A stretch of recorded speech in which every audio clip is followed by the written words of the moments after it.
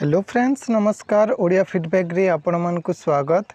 Friends आज आम enrolment रो status किपरि check करा जाए से संपर्क रे जानिबा। पूर्वरु आमे आपण मानकु कहितिलु जे संबलपुर यूनिवर्सिटी रो जो कॉलेज मान अछि तो सही कॉलेज मानकर जदि आपण माने पढुचंती तो आपण मानकर एनरोलमेंट स्टार्ट हो जाइछि। एनरोलमेंट मुख्यतः रोल नंबर पाइबा पय करा जाए।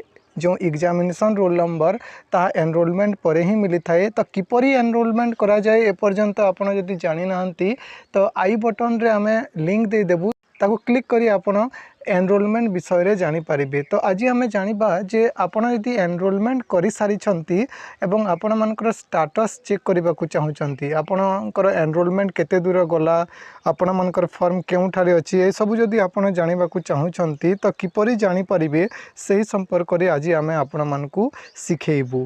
तो देखो फ्रेंड्स आपण मानकु आमे कहिथिलु जे दुईटी प्रोसीजर रे एनरोलमेंट करा जाए। गोटे हला किछि कॉलेज कोन करंती पिला मानकर ठारो डॉक्यूमेंट कलेक्ट करि नियंती एवं सेमाने एनरोलमेंट करि दियंती। पिला मानकु किछि भी करिबा को पड़े नाही, तांकु केवल डॉक्यूमेंट आउ पैसा देबा को पड़ी थाए।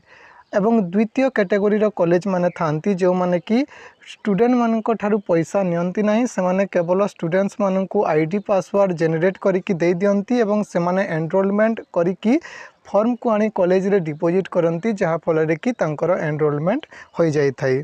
तो आपण मानकर कॉलेज केउ प्रोसीजर फॉलो करूछि ताहा मु जानि नाही, आपण निजे जानिथिबी।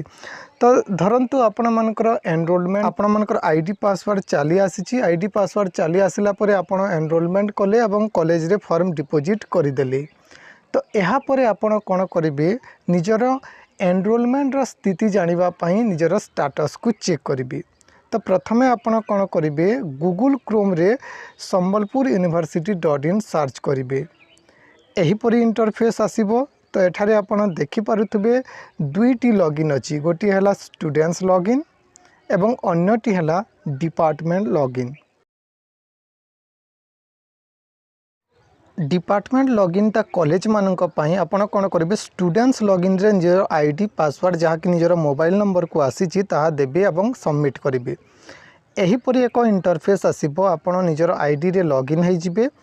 तो एठारे आपण देखि परिबे निजर user ID, application date, service, application name आउ ता व्यतीत स्टेटस, व्यू आउ एक्शन, एही सबु किछि एठारे देखिबा को पाइबो। जेउ पिला मानकर एनरोलमेंट सक्सेसफुली कंप्लीटेड होई सारिछि तो सही पिला मानकर एक्शन जो बार अछि, तो यह तले कोन लिखा हेतिबो एनरोलमेंट कंप्लीटेड। आपण मानकु जूम करिकि आमे देखे देउछु। देखंतु जो एक्शन बार अछि तो एथिरे आपण मानकर लिखा हेछि एनरोलमेंट कंप्लीटेड बोली। तो जदि आपण मानकर लेखा हला एनरोलमेंट कंप्लीटेड बोली, तो आपण बुझी नेबे आपण मानकर एनरोलमेंट प्रोसीजर टी कंप्लीट हो जाइछि एवं किछि दिन परे आपण मानकर रोल नंबर मध्य मिली जिवो।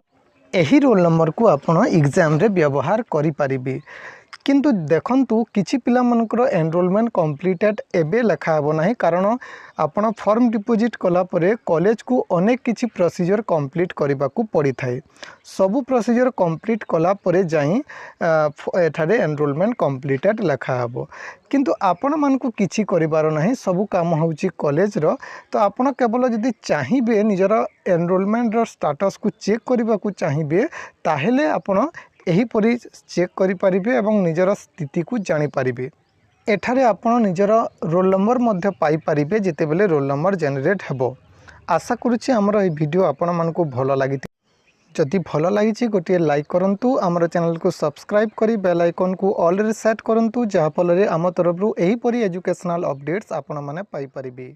नमस्कार।